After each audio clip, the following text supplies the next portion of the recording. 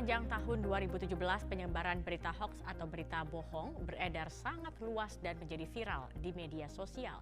Bahkan energi negatif ditelan mentah-mentah oleh pengguna yang mengesampingkan logika dan minim literasi.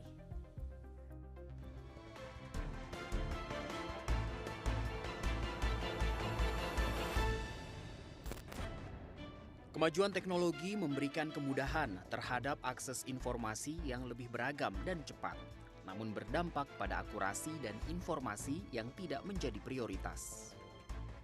Berita hoax pun menyebar dengan mudah, terutama melalui media sosial. Bahkan, energi negatif ditelan mentah-mentah oleh pengguna yang mengesampingkan logika dan minim literasi. 8 Januari 2017, Masyarakat Indonesia Anti Hoax melakukan deklarasi di Jalan Tamrin, Jakarta. Deklarasi ini bertujuan untuk mensosialisasikan kepada masyarakat mengenai penggunaan media sosial secara positif. Acara yang digelar bersamaan dengan Car Free Day juga dihadiri oleh Menteri Komunikasi dan Informasi Rudiantara yang memuji inisiatif warga untuk melawan hoax. Perkenalkan, nama saya Muhammad Gabriel dengan NIM 14498. Saya dari Program Studi Teknik Kelautan Angkatan 2024. Di sini saya akan menjelaskan latar belakang dari tema hoax. Hoax adalah informasi yang dibungkus sedemikian rupa atau informasi yang disebarkan, namun informasi yang disebarkan itu adalah informasi palsu yang dibungkus sedemikian rupa bertujuan agar banyak masyarakat atau khalayak ramai yang percaya dengan adanya informasi tersebut.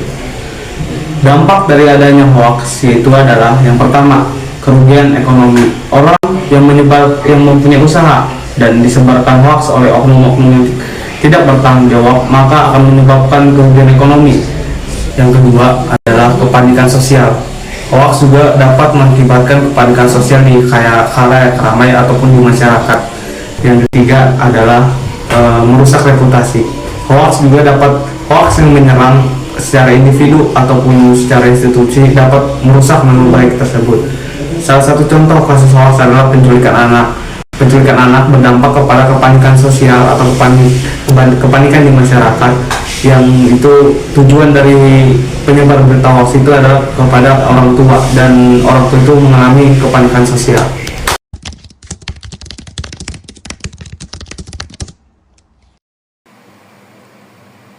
Tujuan dari cerdas bermedia dengan meningkatkan literasi digital untuk memerangi penyebaran hoaks di lingkungan masyarakat Indonesia.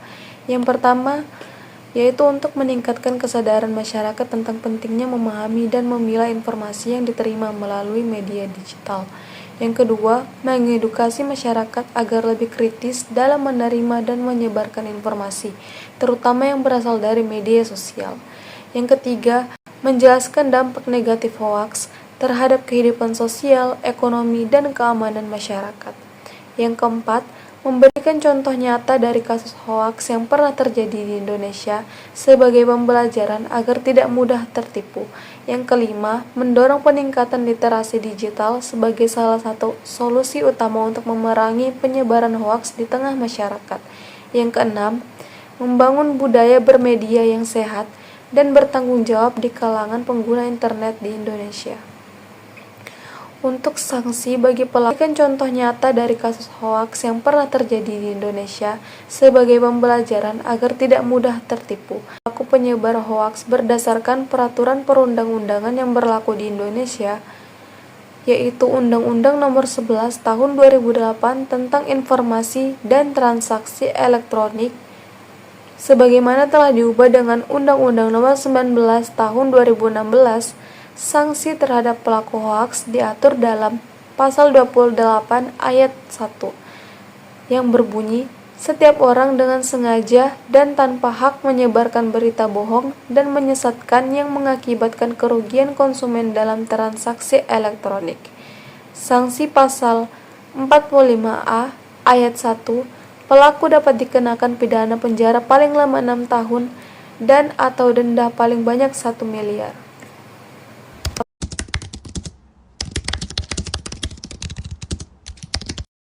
Di sini saya akan menjelaskan isi dari pembahasan, di mana yang pertama, peran literasi digital dalam melawan hoaks.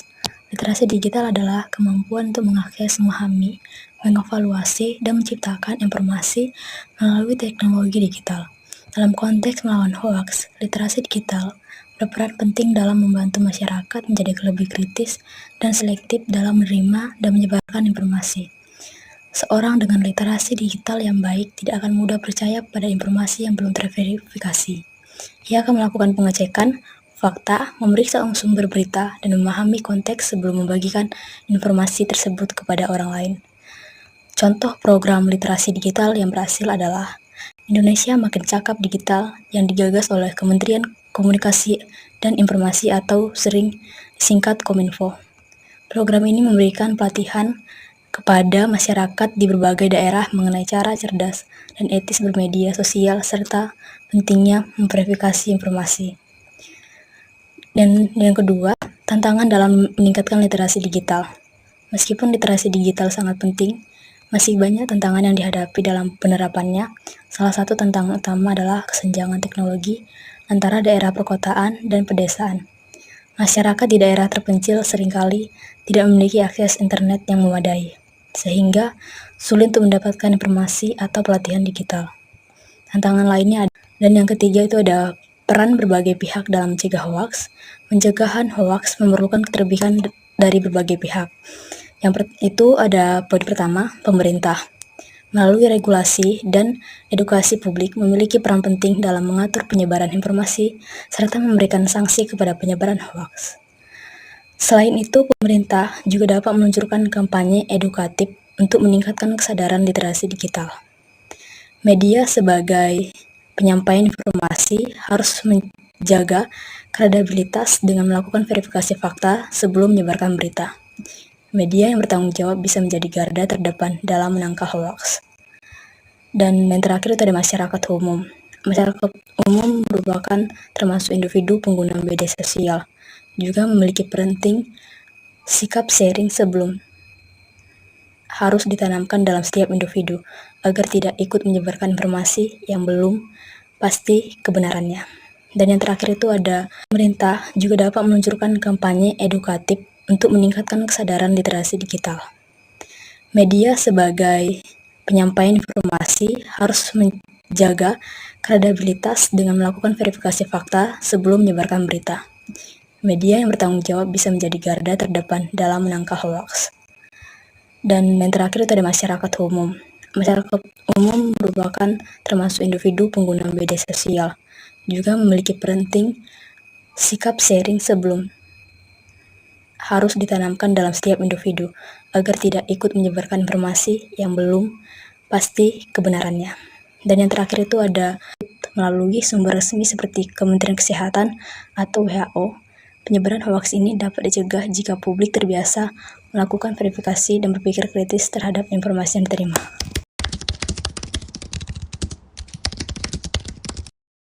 Baik, sekarang kita sudah sampai di bagian penutup, di mana bagian penutup ini berisi tentang rangkuman singkat dan harapan, yaitu pentingnya sinergi antara pemerintah, media, dan masyarakat dalam memerangi hoaks, dan harapan bahwa peningkatan literasi digital akan menjadi gerakan bersama di lingkungan masyarakat di Indonesia.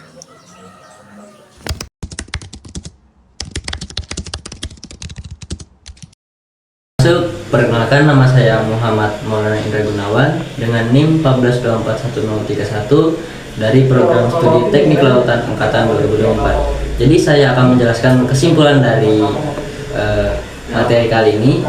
Jadi kesimpulannya, cerdas bermedia menjadi kunci penting dalam menghadapi tantangan era digital, terutama dalam memerangi penyebaran hoaks di tengah masyarakat Indonesia.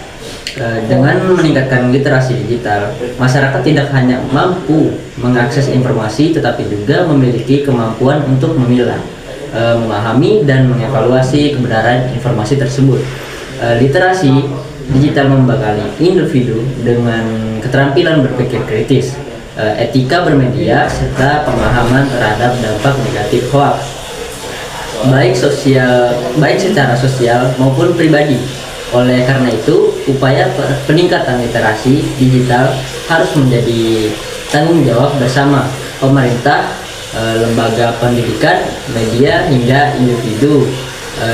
Lalu demi menciptakan ekosistem informasi yang sehat, aman, dan bermartabat bagi seluruh rakyat Indonesia. Terima kasih.